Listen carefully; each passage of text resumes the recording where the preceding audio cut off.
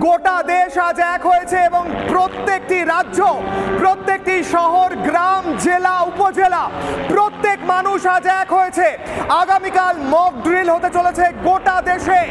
Mock drill অর্থাৎ গোটা দেশের প্রত্যেক রাজ্যের বিভিন্ন জেলায় হবে যুদ্ধ প্রস্তুতির মহড়া। সিভিল ডিফেন্সের কর্মীরা রাস্তায় নামবেন, তার সঙ্গে পুলিশ, এনএসজি কিংবা সেনাবাহিনীর সদস্য প্রত্যেকে মহড়া দিয়ে দেখবেন তারা কতটা প্রস্তুত যুদ্ধের জন্য। পাড়ায় পাড়ায় সাইরেন বাজবে এবং সেই সাইরেন মেরামতির নির্দেশ দেওয়া হয়েছে।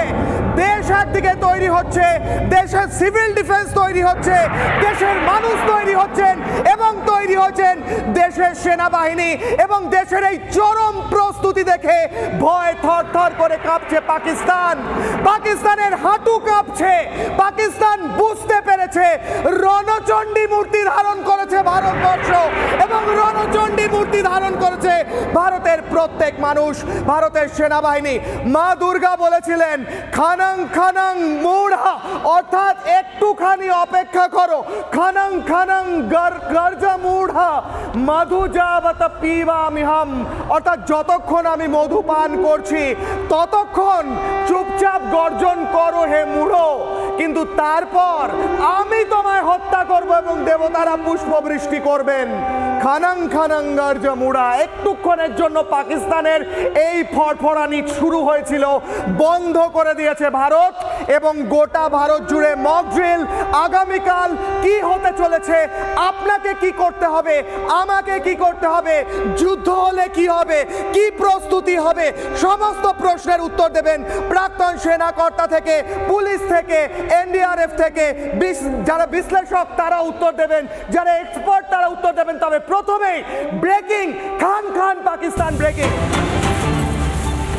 বালুচিস্তানের দুটি শহর দখল করেছে বালুচিস্তান লিবারেশন আর্মি। গতকাল দখল হয় কালাত প্রদেশ, আরও একটি প্রদেশের দখল নিল বিএলএ।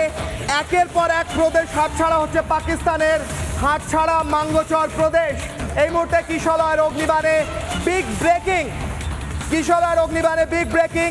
বালুচিস্তানের আরও দুই শহর পাকিস্তানের হাতের বাইরে চলে গেল। বালুচিস্তানে চলছে প্রবল রক্তক্ষয়ী লড়াই। একদিকে ভারতবর্ষ প্রস্তুত হচ্ছে, গোটা ভারতবর্ষে মক ড্রিল হচ্ছে, সেনাবাহিনী প্রস্তুত হচ্ছে। অপরদিকে পাকিস্তানের ঠিক উল্টো দিকের বর্ডার অর্থাৎ পশ্চিম দিকে, সেখানে ভয়ঙ্কর লড়াই চলছে। বালুচিস্তানের একের পর এক শহর পাকিস্তানের হাতছাড়া হচ্ছে। বালুচিস্তানে চলছে রক্তক্ষয়ী সংগ্রাম। পাকিস্তান পিছু হচ্ছে, পাকিস্তানের সন্ত্রাসবাদী দেশ পিছু হচ্ছে এবং বালুচিস্তানের লিবারেশন আর্মি তারা দখল নিচ্ছে একের পর এক দেশ, একের পর এক রাজ্যের।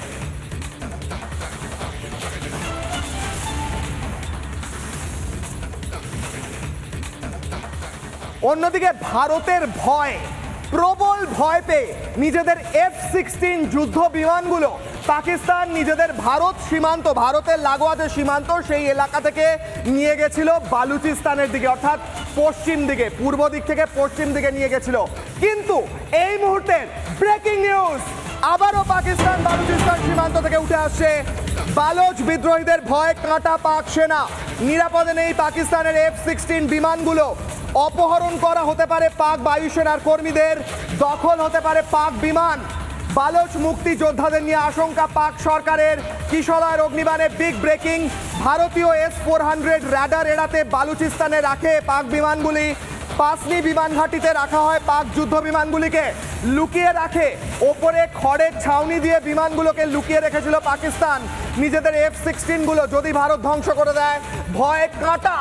কিন্তু এবার উল্টে বালুচিস্তান লিবারেশন আর্মি এই বিমানগুলো দখল করতে চলেছে, এমন ভয় কাঁটা পাকিস্তান।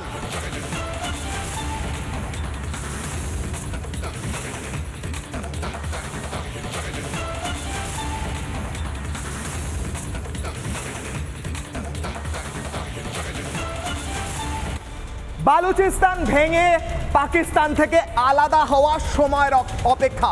লিখে নিন, কিশলয়ের অগ্নিবাণে কিশলয় বলছে বালুচিস্তান থেকে বালুচিস্তান পাকিস্তানের থেকে আলাদা হতে চলেছে যে কোনো মুহূর্তে। কিন্তু তার সঙ্গে আমার দেশে কি চলছে, আমার ভারতে কি চলছে, আমার ভারতবাসী আজ প্রস্তুতি নিচ্ছে। চরম প্রত্যাঘাতের প্রস্তুতি।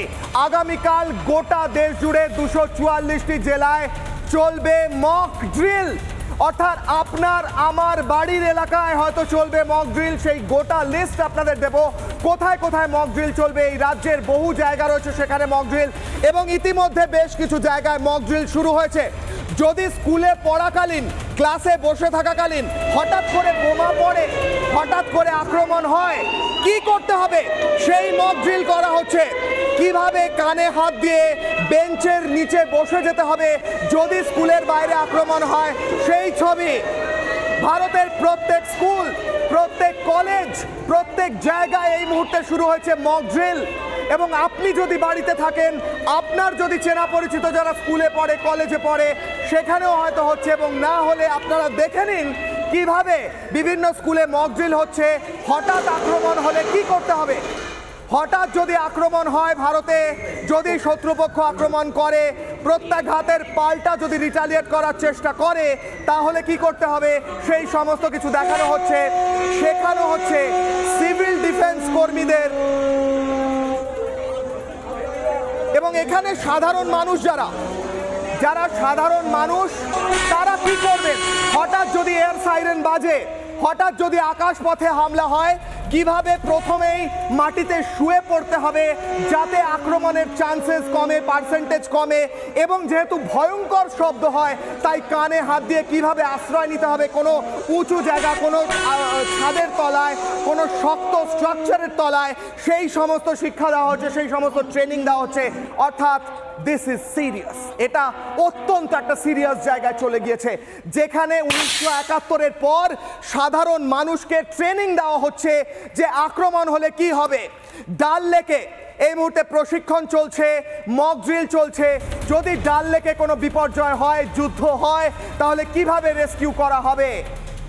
কাশ্মীর থেকে কন্যাকুমারী কিংবা পূর্বর গুজরাট উপকূল থেকে পশ্চিমের একদম উত্তর পশ্চিমের জেলাগুলো ত্রিপুরা পর্যন্ত প্রত্যেক জায়গায় চলছে প্রস্তুতি, চলছে মক ড্রিল। তার সঙ্গে সেনাবাহিনী নিজেদের অস্ত্র ধারালো করছে, নিজেদের গোটা এলাকা চষে দেখছে কোথাও যেন কোনো রকমভাবে সিকিউরিটি ইনফ্রিঞ্জমেন্ট না হয়।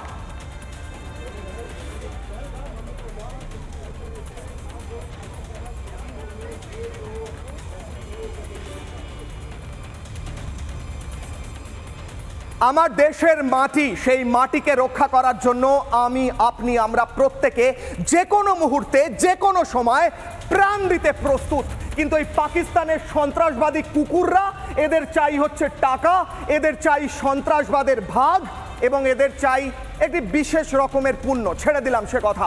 আমার রাজ্যে কি হচ্ছে, আমার রাজ্যে নির্দেশ গিয়েছে, এই মুহূর্তের ব্রেকিং নিউজ, প্রত্যেক ডিএম এর কাছে নির্দেশ গিয়েছে,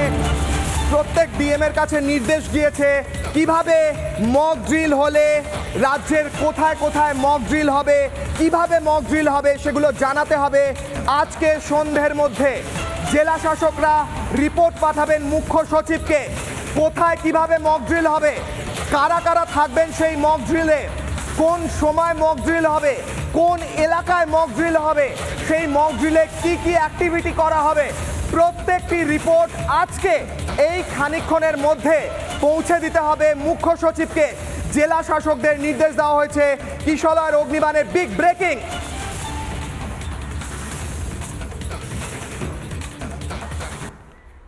অর্থাৎ আমার রাজ্য, আমাদের রাজ্য, সেই রাজ্যের বিভিন্ন জায়গায় প্রস্তুতি শুরু হয়ে গেছে মক ড্রিলের। এই মক ড্রিলটা কি, মক ড্রিল কেন হবে, হঠাৎ করে মক ড্রিল কেন হচ্ছে? 1971 সালে মক ড্রিল হয়েছিল, যখন মানুষকে শেখানো হতো, সিভিল ডিফেন্স কর্মীরা শেখাতেন, ডিফেন্সের কর্মীরা শেখাতেন সাধারণ মানুষকে কিভাবে আত্মরক্ষা করতে হয় যদি অ্যাটাক হয়। কিন্তু অ্যাটাক হওয়ার কথা আসছে কেন? কারণ ভারত প্রত্যাঘাত করতে চলেছে। ভারত প্রত্যাঘাত করলে পাল্টা রিটালিয়েটরি, অর্থাৎ পাল্টা প্রত্যাঘাত করতে পারে শত্রুপক্ষ। এবং তাহলে কি করে নিজেদের বাঁচাতে হবে, কি করে প্রত্যেকটি মিলিটারি ইনস্টলেশন, অর্থাৎ যেখানে সেনা ব্যারাক রয়েছে, যেখানে পরমাণু বোমাগুলো রাখা রয়েছে, যেখানে বিভিন্ন অস্ত্রশস্ত্র রাখা রয়েছে, সেগুলোকে কিভাবে প্রোটেক্ট করতে হবে, স্কুলে কিভাবে বাচ্চারা প্রোটেক্টেড থাকবে, কলেজে কিভাবে পড়ুয়ারা প্রোটেক্টেড থাকবে, প্রত্যেকটি বিষয় নিয়ে আগে থেকে মহড়া, অর্থাৎ ভারত রণচণ্ডী রূপ ধারণ করেছে। পাকিস্তান ভয়ে কাঁপছে, লেজ গুটিয়ে পালাচ্ছে, গর্তে ঢুকছে। কিশোর অগ্নিবাণে আজকের অগ্নিবাণ, আজকের আমার প্রশ্ন নয় স্টেটমেন্টও বলতে পারেন, কারণ এটাই বাস্তব। আজকের প্রশ্ন, মক ড্রিলেই তো শেষ, যুদ্ধ কি করবে পাকিস্তান? ভারতের মক ড্রিল দেখে পাকিস্তানের যে অবস্থা হয়েছে, এরপর যুদ্ধ করার পরিস্থিতি আছে? ডাল লেকে পিঙ্কি আমাদের প্রতিনিধি সেখানে মক ড্রিলের সরাসরি ছবি তুলে ধরেছিলেন আজকে, একদম কাশ্মীরে যেখানে প্রথম আঘাত আসতে পারে সেই সিকোয়েন্স, সেই প্রতিবেদন দেখব। তারপর যাব হাই ভোল্টেজ আলোচনা এবং এক্সপার্টদের থেকে জানবো আমার আপনার কি করণীয় মক ড্রিল হলে কিংবা যুদ্ধ লাগলে। শুনবো সেই সমস্ত কথা, প্রথমেই প্রতিবেদন। আমরা রয়েছে এসডিআরএফ এর টিমের সঙ্গে, জম্মু এন্ড কাশ্মীর এসডিআরএফ এর টিমের সঙ্গে, এবং তারা দেখাবেন যে কিভাবে যখন প্রয়োজন পড়ে সেই সময় বা রেস্কিউ অপারেশনের জন্য তারা কিভাবে নিজেদেরকে প্রস্তুত রাখছেন।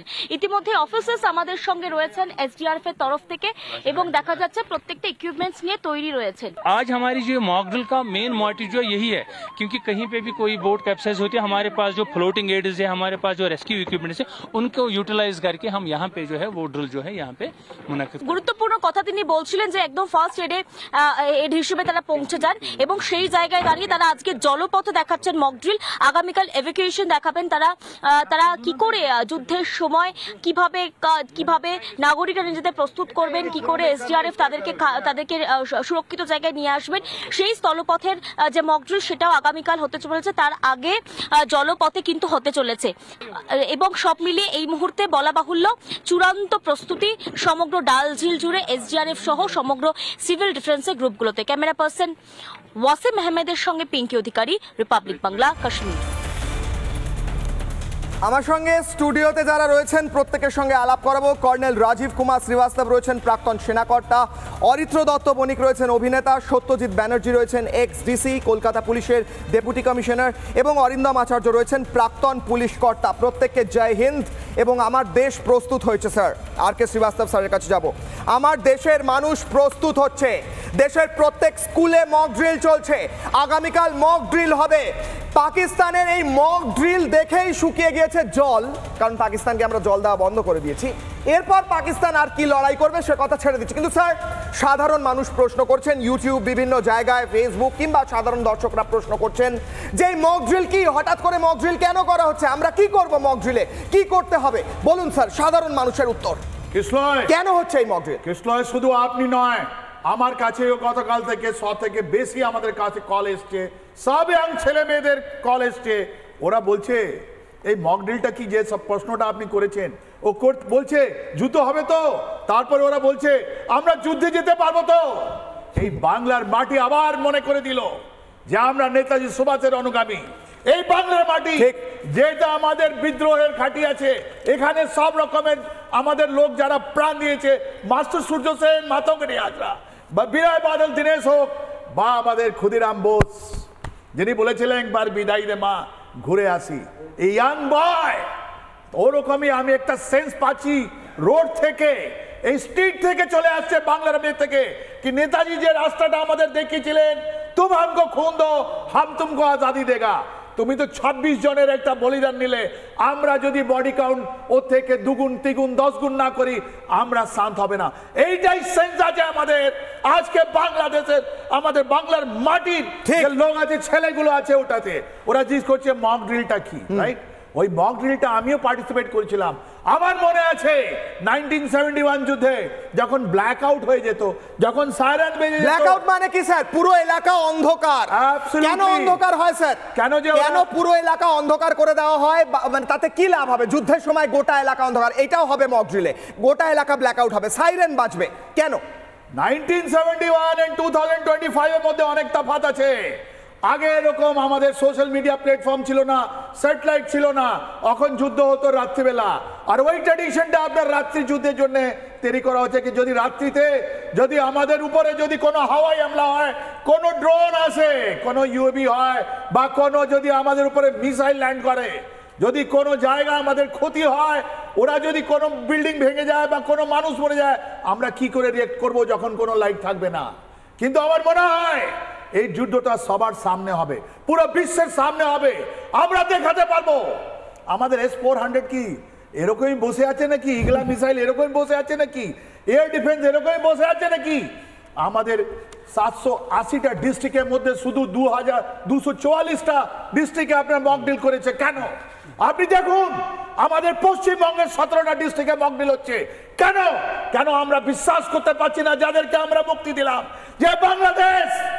আমাদের মুখ আজকে বন্ধ আছে বিকজ আপনার এতে আমরা অনেকগুলো জিনিস বলতে পারবো না কি ভাইটাল এরিয়া বা ভালনারেবল পয়েন্ট কি আছে, ভালনারেবল এরিয়া কি আছে, টার্গেট গুলো কি হতে পারে।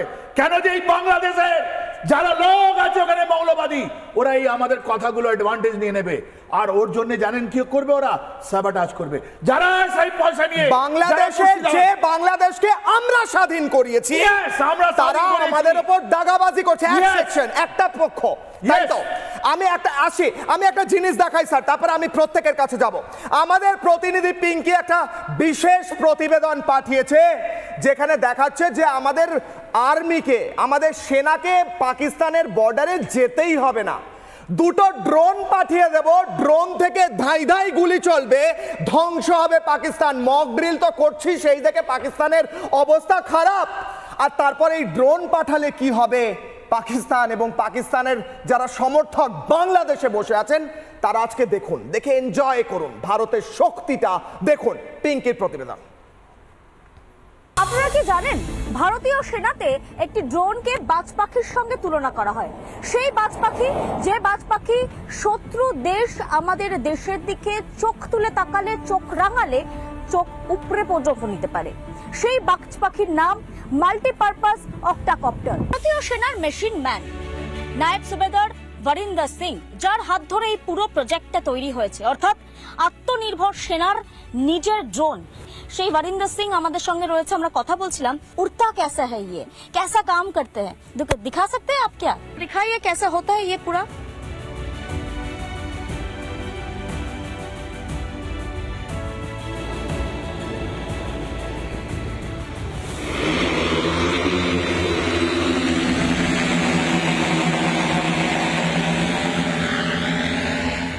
फायर करेंगे आप? हम फायर करेंगे। चलिए देखते हैं कैसे फायर होता है। संजय थोड़ा दिखाओ। এই যে ড্রোনটি রয়েছে সেই ড্রোনটি শুধু যে শুট করছে তা নয়, গ্রেনেড লঞ্চ করতে একই সঙ্গে সক্ষম। কি রকম দেখাবো স্যার, थोड़ा दिखाइए ये ग्रेनेड कैसे लॉन्च करता है।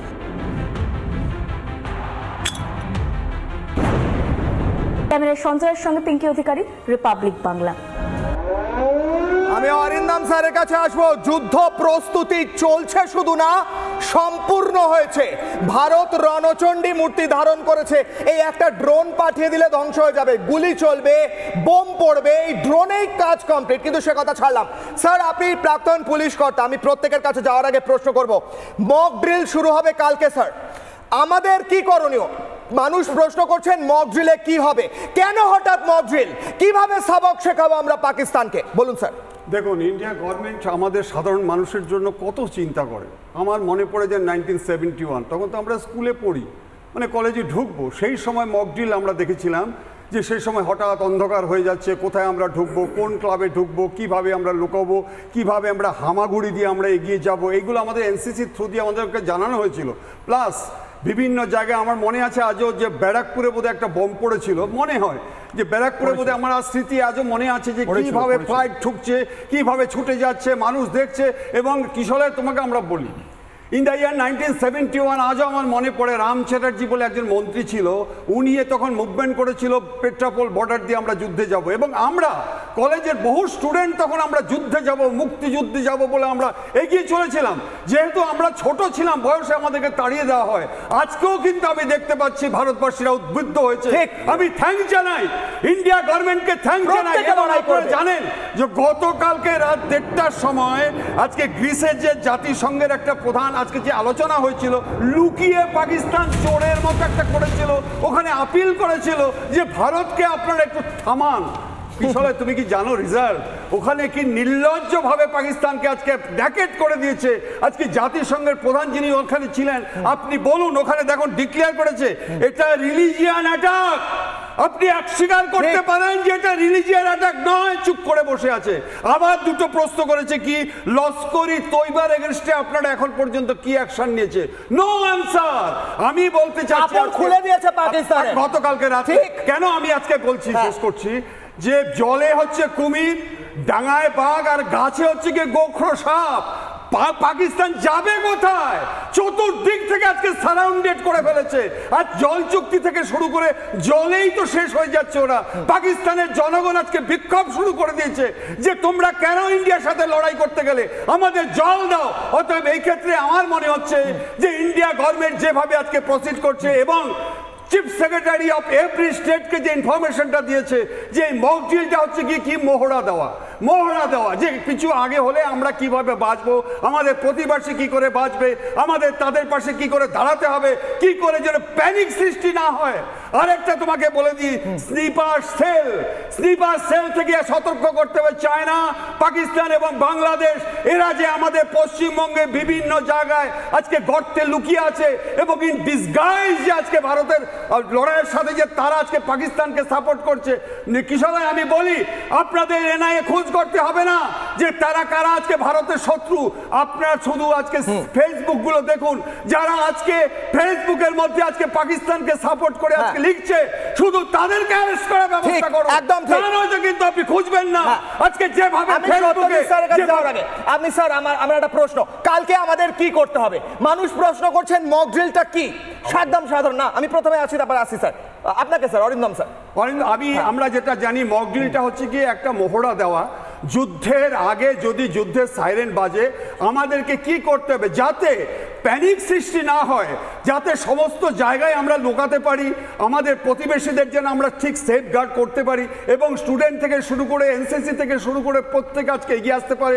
এবং ক্লাবেদের কিন্তু একটা বিরাট রোল রয়েছে কিশোরয়, যে তারা কিন্তু আজকে সাধারণ মানুষকে বোঝাবে যখন সাইরেন বাজবে, যেমন অন্ধকার হয়ে যাবে। কালকে তুমি দেখবে 7টা থেকে নাকি অন্ধকার হয়েছে। এই অন্ধকার যদি হয়, সাইরেন যদি বাজে, তাহলে যদি অরিজিনাল যুদ্ধ হয় তখন অন্ধকার করে দেবে। কিন্তু এই অন্ধকারটার সময় আমাদের কি করণীয় আছে, এইগুলো কিন্তু আমাদের পজিটিভ সাইড নেগেটিভ সাইডগুলো কিন্তু বোঝাবার দায়িত্ব রয়েছে সাধারণ মানুষের, যাতে তারা ভারতের যে আজকে নাগরিক রয়েছে তাদের জন্য ইন্ডিয়া গভর্নমেন্ট কতটা সতর্ক এবং সেটা কিন্তু যাতে বোঝাতে পারে।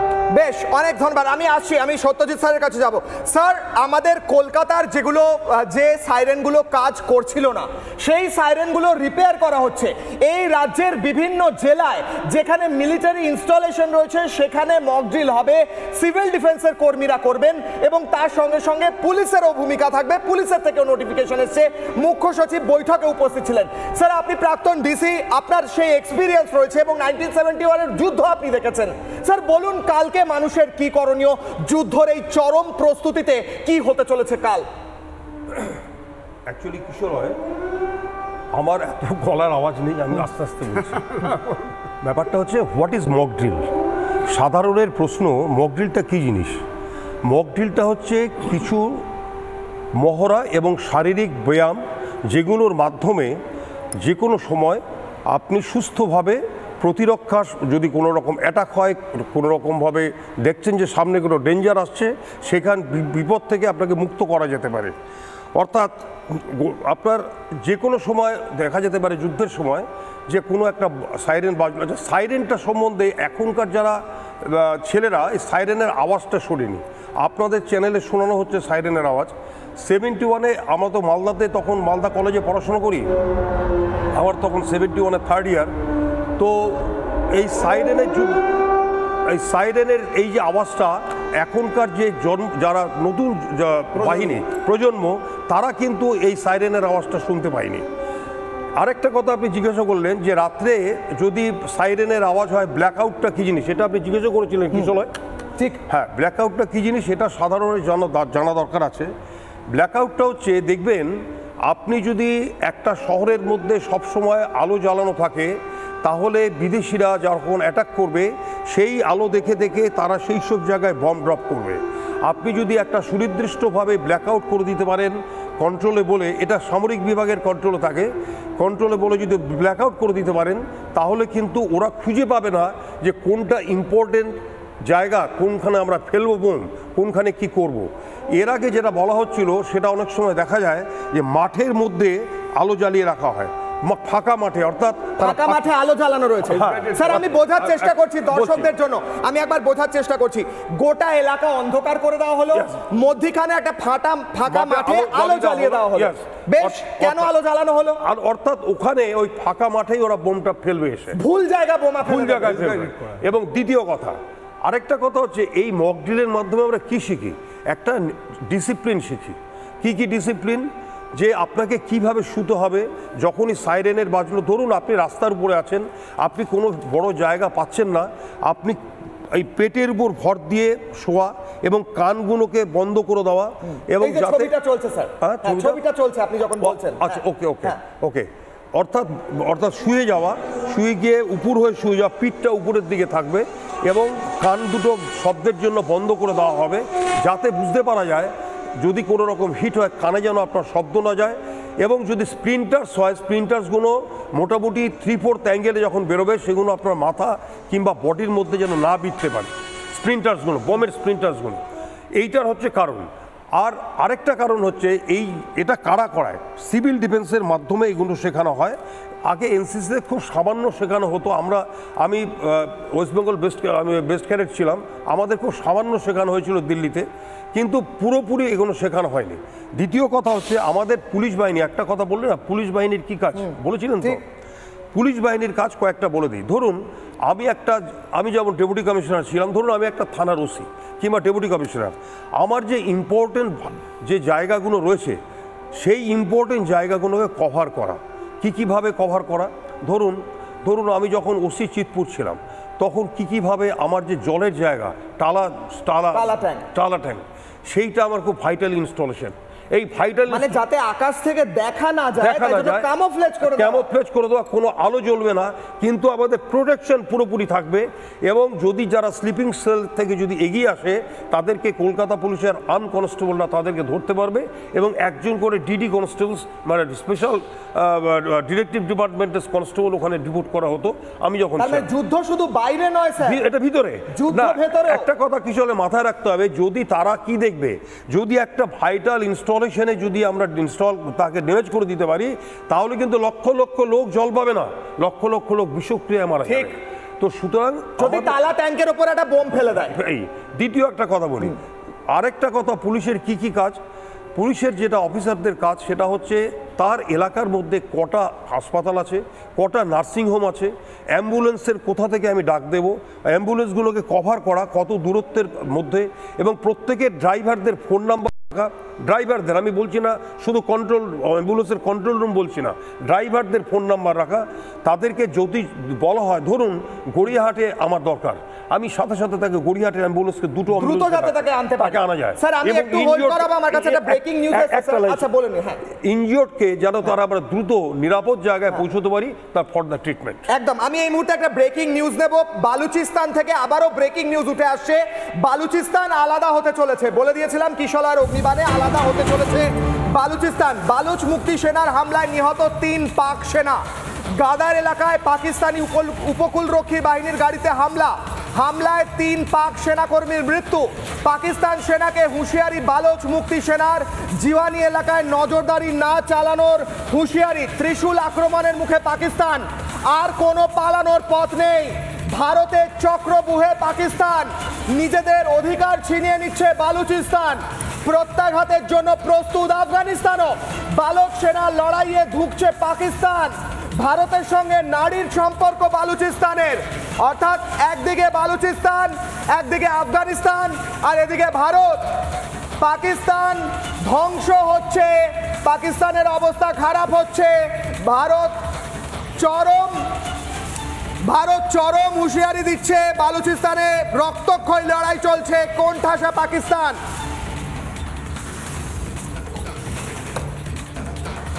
পরের ব্রেকিং, বালুচিস্তান স্বাধীন না হওয়া পর্যন্ত জারি থাকবে যুদ্ধ। কিশোরের অগ্নিবাণে back to back breaking. Balochistan স্বাধীন না হওয়া পর্যন্ত জারি থাকবে যুদ্ধ, মন্তব্য বালুচ সেনার মুখপাত্রের। সুরাব জেলায় ধ্বংস হয়েছে মোবাইল টাওয়ার। পাকিস্তান সমস্ত যোগাযোগ যেভাবে পাকিস্তানের সেনারা করত সেগুলো বন্ধ করা হচ্ছে। দাবি বালুচ সেনার মুখপাত্রের। ভয়ঙ্কর আক্রমণের মুখে পাকিস্তান, ত্রিশূল আক্রমণের মুখে পাকিস্তান, আর কোনো পালানোর পথ নেই। ভারতের চক্রব্যূহে পড়েছে পাকিস্তান। ফিরবো আলোচনায়। আমি অরিত্রর কাছে যাওয়ার আগে দ্রুত একদম 10 সেকেন্ডের জন্য যাব আর কে শ্রীবাস্তব স্যারের কাছে। স্যার, বালুচিস্তান আলাদা হবেই হবে, হবেই হবে স্যার। মানে পাকিস্তান যেভাবে কোণঠাসা এই মুহূর্তে হয়েছে ইতিহাসে কখনো হয়নি। ভারত রণচণ্ডী মূর্তি ধারণ করেছে স্যার, বলুন দ্রুত। এটা ওখানকার লোক, বালুচিস লোক যারা আছে পাকিস্তান আর্মি আগেনস্টে আপনি যে কথাটা তুলেছেন, এটা তো ফ্যাক্ট আছে। আর ওদের যে নিজের জিনিস, ওর মধ্যে আমাদের কিছু করার নেই। যদি বালুচিস্তানের কালাত রিজন বা ইরানের মধ্যে সিস্তান রিজন, এই দুটো মিলে যদি ওরা ওখানে হয়, আমাদের যেরকম ডুরান্ট লাইনে হচ্ছে ওরকম এখানে হচ্ছে। আর এর জন্য পাকিস্তান আর্মি, এই জাল্লাসি মুনির রেসপন্সিবল। কোথায় আছে ওদের ডিজিআইএসআই আসিম মালিক, লেফটেন্যান্ট আসিম মালিক কোথায় আছেন? আজকে লোক খুঁজছে ওকে।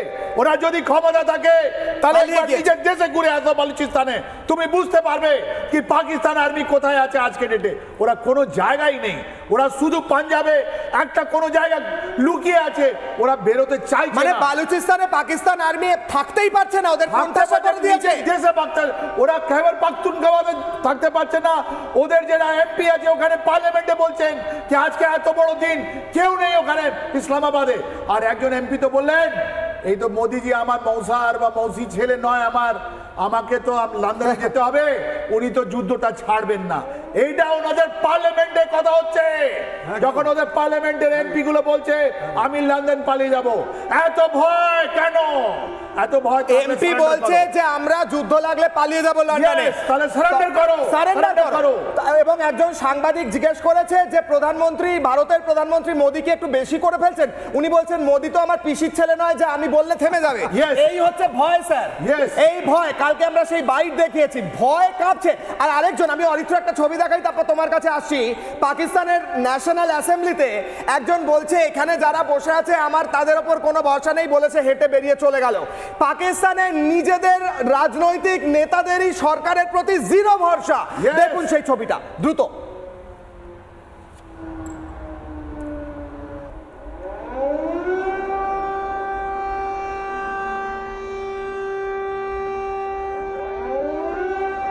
what's happening over there, and we want to stand with our allies. I think India is a very important partner to us in so many ways, and India has to stand against terrorism there as well. We'll do everything we can in the U.S. to support those efforts, and I think that's all part of this relationship as it develops. যে বাইটটা চললো সেটা হচ্ছে আমেরিকার যে speaker, তিনি বলেছেন আমরা ভারতের পাশে আছি। আমি আরো একবার বলবো ডেস্কে একবার দ্রুত সেই সিকোয়েন্সটা দিতে, যেখানে ন্যাশনাল অ্যাসেম্বলির একজন নেতা বলছেন যে আমার কোনো আস্থা নেই বলে ওয়াকআউট করছেন, সেটা দেখাবো। এবং আমি অরিত্রর কাছে যাব। অরিত্র, আমি সেই ছবিটা দেখাবো, প্রস্তুত হচ্ছে, রেডি হচ্ছে ছবিটা। অরিত্র, একদিকে পাকিস্তানের যারা নেতা তাদের কোনো আস্থা নেই নিজেদের সরকারের ওপর। পাকিস্তানের সেনাপ্রধান জেনারেল মুনির তিনি পালিয়ে গিয়েছেন, তাকে দেখা যাচ্ছে না কোথাও। এবং তার সঙ্গে সঙ্গে ভারতে চলছে চরম প্রস্তুতি, অর্থাৎ মক ড্রিল হবে আগামীকাল, সেনা প্রস্তুত রয়েছে। এই অবস্থায় আজকে দাঁড়িয়ে ভারতের সাধারণ মানুষ অনেকে জানতে চাইছেন, এই সেই ছবিটা, এই সেই ব্যক্তি দেখুন হেঁটে চলে যাচ্ছে অরিত্র, পাকিস্তানের অ্যাসেম্বলি থেকে নেতা হেঁটে বেরিয়ে যাচ্ছে। ভারতের সাধারণ মানুষ অনেকে জানতে চাইছেন, অরিত্র কমেন্ট করছেন যে সাধারণ মানুষ হিসেবে আমরাও লড়াই করতে চাই, আমরাও যেতে চাই, আমরা মক ড্রিলে অংশগ্রহণ করতে চাই, তাদেরকে কি বলবে? দেখুন, লং স্টোরি শর্ট, সবার আগে বলবো প্রত্যেক দর্শককে যে আপনারা কেউ আতঙ্কিত হবেন না, কারণ এই সময় প্যানিক হয়ে গেলে সেটা আরও বিপদ। প্রথম কথাটা হচ্ছে মক ড্রিলটা কী এবং কেন, এর রাজনৈতিক কারণটা কি, এটা বোঝাটা খুব ইম্পর্টেন্ট। প্রথম কথা, যে কোনো রাষ্ট্র সে যত বেশি বিশৃঙ্খল হবে সে তত বেশি প্রবলেমেটিক। আমাদের ভারতবর্ষ রাজনৈতিকভাবে একটা সিস্টেমেটিক পলিটিক্যাল স্ট্রাকচারে আছে বলেই আমাদের এত মিটিং মিছিল হচ্ছে, আমাদের যুদ্ধে যাওয়ার আগে 4 বার কোন সই র্যাটিফাই হবে না এই নিয়ে আমরা ইউএনএ যাচ্ছি আসছি। কিন্তু পাকিস্তান, বাংলাদেশ এই সমস্ত জায়গাগুলোতে এত বেশি রাজনৈতিক বিশৃঙ্খলা হয়েছে যে সেখানে নেতা সেনার কথা শোনে না, সেনা পুলিশের কথা শোনে না, পুলিশ সেনার কথা শোনে না, ফলে কেউই কারোর কথা শোনে না এবং এই বিশৃঙ্খলাগুলো প্রবলেমের কারণ হয়ে দাঁড়ায়। দ্বিতীয় কথাটা হচ্ছে ভারতবর্ষের রাজনৈতিক স্ট্র্যাটেজিটা হচ্ছে ডিফেন্সিভ মোড আগে তৈরি করা হচ্ছে। এই মক ড্রিলের কারণটা কি? এটা না করলেই বা কী হতো? প্রথম কথা হচ্ছে দুটো, এই মক ড্রিল কি সমস্ত জায়গায় হচ্ছে? নয়। ঠিক, মোট 244টা জেলায় মক ড্রিল হবে। মক ড্রিল কোথায় কোথায় হবে? মক ড্রিল এটা বাংলার মানুষের জানা প্রয়োজন যে পশ্চিমবঙ্গের কোথায় কোথায় মক ড্রিল হবে। মূলত বর্ডার লাইন যে এরিয়াগুলোতে, আমরা কিছুদিন আগেই মালদা মুর্শিদাবাদে দেখেছি যে বাইরের লোকজন ঢুকে পড়ে ওখানে বিশৃঙ্খলা করেছে। আমাদের সবথেকে প্রবলেমের জায়গা হচ্ছে চিকেন স্নেক কিংবা বাংলার উত্তরের জেলাগুলি। আমি একটু ছোট্ট করে জেলাগুলির নাম বলে দিচ্ছি বা এলাকাগুলির নাম, যেখানে যেখানে মূলত সিভিল ডিফেন্স সেক্টরগুলি রয়েছে। প্রথম কথা, কুচবিহার, দার্জিলিং, জলপাইগুড়ি, মালদা, শিলিগুড়ি, গ্রেটার কলকাতা, দুর্গাপুর, হলদিয়া, হাসিমপাড়া, খড়গপুর, বার্নপুর, আসানসোল, ফারাক্কা, চিত্তরঞ্জন, বালুরঘাট, আলিপুরদুয়ার, রায়গঞ্জ, ইসলামপুর, দিনহাটা, কালিম্পং, জলঢাকা, কার্শিয়াং, কোলাঘাট, মাথাভাঙা। আর গ্রেড 3-তে রয়েছে বর্ধমান, বীরভূম, ইস্ট মিদনাপুর, ওয়েস্ট মিদনাপুর, হাওড়া, হুগলি, মুর্শিদাবাদ। এই জায়গাগুলোতে মূলত আচ্ছা সিভিল ডিফেন্স ডিস্ট্রিক্টটা কি? সিভিল ডিফেন্স ডিস্ট্রিক্টটা হচ্ছে যে আমাদের সীমানা, আমাদের আন্তর্জাতিক বর্ডার এবং তার তীরবর্তী সংলগ্ন এমন কিছু জায়গা যেটা মূলত অ্যাডমিনিস্ট্রেটিভ হাব হিসাবে কাজ করে এবং যেখান থেকে মূলত একটা হেডকোয়ার্টারের মতো ধরুন, সেখান থেকে আমার আশপাশের এলাকাগুলোকে অপারেট করতে সুবিধা হয়। এবং ঘটনাটা হচ্ছে মক ড্রিলে কী করানো হচ্ছে, কেনই বা করানো হচ্ছে? প্রথম কথা, মক ড্রিল যে কোনো সময় হতে পারে। কলকাতা শহরের এত মলেও আপনি মাঝে মধ্যে গিয়ে দেখবেন যে মক ড্রিল হয় হচ্ছে ফায়ার এক্সটিংগুইশিং সিস্টেমের জন্য। তার মানেটা কি? ধরুন আজকে আমরা একটা স্টুডিওতে বসে আছি, এখানে ফায়ার ইভ্যাকুয়েশন সিস্টেম রয়েছে, কিন্তু সত্যি আমরা জানি না আজকে যদি একটা শর্ট সার্কিট হয়ে যায় আমরা কীভাবে বেরোবো। তার ফলে আমাদের প্রিপেয়ার্ডনেস, যে আমরা কিভাবে নিজেদেরকে বাঁচাবো, কোথায় কোথায় এই অগ্নি নির্বাপক যন্ত্রগুলো আছে, সেটা আমার কাছে আমার টেবিলের তলায় যদি থাকে, চট করে নিয়ে যদি টেবিলে একটা আগুন ধরে যায় আমি কিভাবে এটাকে বন্ধ করব, এই জিনিসপত্রগুলোকে জানার জন্য একটা অ্যাওয়ারনেস ক্যাম্পেইন স্বরাষ্ট্র দপ্তর তৈরি করেছি। এখানে মূলত যে 6-7টা জিনিস দেখা হবে সেটা কাটশট করে বলে দিচ্ছি। প্রথম কথা হচ্ছে এয়ার রেড সিস্টেম, যেটা স্যাররা বললেন, সাইরেন। তারপরের কথাটা হচ্ছে ভীষণ ইম্পর্টেন্ট, আমাদের এখন মাথায় রাখতে হবে যে কোনো যুদ্ধের ক্ষেত্রে প্রতিবেশী রাষ্ট্রের সবার প্রথম ইম্পর্টেন্ট আক্রমণ থাকে হচ্ছে কমিউনিকেশন সিস্টেমের উপরে। এর আগে যেটা হতো আপনারা দেখেছেন যে কখনো নদীপথে প্রবলেম তৈরি করছে, ব্রিজ ভেঙে দিচ্ছে, রেল নেটওয়ার্ককে অসুবিধা তৈরি করছে। তার কারণ হচ্ছে কমিউনিকেশন বিচ্ছিন্ন হয়ে গেলেই আপনি আলাদা হয়ে যাবেন। এই যোগাযোগ ব্যবস্থাটাকে কিভাবে প্রিপেয়ার করব, তার জন্য ধরুন আমার কাছে কোনো যোগাযোগ নেই, মোবাইল নেই, কম্পিউটার নেই, টিভি নেই, তাহলে একটা এয়ারফোর্সের বিমানের সাথে আমি রেডিও কমিউনিকেশন কিভাবে করব, নিকটবর্তী কোথা দিয়ে কোন গেজেট দিয়ে কমিউনিকেশন করব, সেইটা জানাটা এখানে দেখানো হবে। তারপরে দেখানো হবে হচ্ছে কন্ট্রোল রুম, শ্যাডো রুমগুলো কিভাবে কাজ করবে। ব্ল্যাকআউটের সময় ব্ল্যাকআউটের কথাটা আমরা স্যার বলেছেন। তারপরে হচ্ছে সিভিলিয়ান এবং স্টুডেন্টদেরকে যুদ্ধে যাওয়াটা ইম্পর্টেন্ট না, এখানে শেখানো হচ্ছে যে বিপদে আপনি নিজেকে কি করে বাঁচাবেন। এবং ধরুন কোথায় ওষুধ ইমার্জেন্সি, আমরা জানি না আমাদের পাড়ায় কোথায় ইমার্জেন্সি ওষুধ মজুত আছে, আমরা জানি না আমাদের পাড়ার নিকটবর্তী প্রাইমারি হেলথ কেয়ার সেন্টারটা কোথায়। আগেকার দিনে শেখানো হতো ফার্স্ট এড সিস্টেম, কোথাও কেটে ছড়ে গেলে চট করে কি করে আমরা সেগুলো ভুলে গিয়েছি। এবং অবশ্যই আমাদের কনক্লুডিং পয়েন্টটা হচ্ছে যে কোনো জায়গায় বেশিরভাগ ক্ষেত্রেই পপুলেটেড, যে জায়গায় জনসংখ্যা বেশি, যেখানে একসাথে অনেকগুলো মানুষ ঘিঞ্জি হয়ে আছে, সেখানে আশপাশ থেকে আক্রমণ করে একটা বম্বার্ড করার চেষ্টা করা হবে। ফলে কোনো জায়গায় ইভ্যাকুয়েট কিভাবে করব, ফলে আতঙ্কিত হবেন না। কনক্লুডিং রিমার্ক এটাই যে যে জেলাগুলির নাম বললাম বা যে যে অঞ্চলগুলির, আপনারা সেখানকার লোকাল প্রশাসনের সাথে কোঅপারেট করুন, স্কুল কলেজ সিভিলিয়ানরা। এটা পাকিস্তান বা বাংলাদেশের সাথে লড়াইয়ের জন্য নয়, এটা হচ্ছে নিজস্ব সুরক্ষার জন্য, নিজের এলাকাটাকে চেনার জন্য এবং বিপদে আপদে নিজেকে বাঁচানো এবং আমার পাড়া প্রতিবেশীদেরকে বাঁচানোর জন্য কি করতে হবে তার জন্যই মক ড্রিল। ঠিক, আমার একদম এখানেই শেষ করতে হচ্ছে, আমার সময় একদম শেষ। আমি প্রত্যেককে ধন্যবাদ জানাবো। স্যার হাত তুলছেন, একদম 10 সেকেন্ড একটা সেন্টেন্স। শুধু একটা জিনিস আমি বলে দিচ্ছি, এটা শুধু রাত্রিবেলা নয়, দিনের বেলাও সাইরেন বাজতে পারে, কেন অ্যাটাক হলে দিনের বেলাও হতে পারে। একদম আমি এখানেই শেষ করছি। আমার প্রত্যেক অতিথিকে অনেক ধন্যবাদ। আজকে আমরা বললাম কিভাবে এই মক ড্রিল হবে, কেন হবে, কখন হবে, কি কারণ, কিন্তু সবচেয়ে গুরুত্বপূর্ণ হচ্ছে ভারতের মানুষের ঐক্য। ভারতের সেনাবাহিনী প্রস্তুত হচ্ছে, কোনো রাজনৈতিক নেতার কথায় যুদ্ধ হবে না, কারণ কোন রাজনৈতিক নেতা সীমান্তে প্রাণ দিতে যাবে না। কিছু রাজনৈতিক নেতা নিজেদের রাজনৈতিক রুটি শেখার জন্য বলছেন প্রধানমন্ত্রী মোদী যুদ্ধ করছেন না কেন, তারা কেউ সীমান্তে যাবেন না, তারা কেউ প্রাণ দেবেন না, প্রাণ দেবেন আমাদের ভারতের সেনাবাহিনী। তাই সেনাবাহিনী পরিকল্পনা করে যখন মনে করবে তখন যুদ্ধ করবে, প্রত্যাঘাত হবে। আমার ভারতের মানুষ তৈরি হচ্ছেন, ভারত রণচণ্ডী মূর্তি ধারণ করেছে এবং ভারতের এই ভয়ঙ্কর রূপ দেখে ভয় কাঁপছে পাকিস্তান। ছোট্ট বিরতির পর ফিরছি, দেখতে থাকুন রিপাবলিক বাংলা।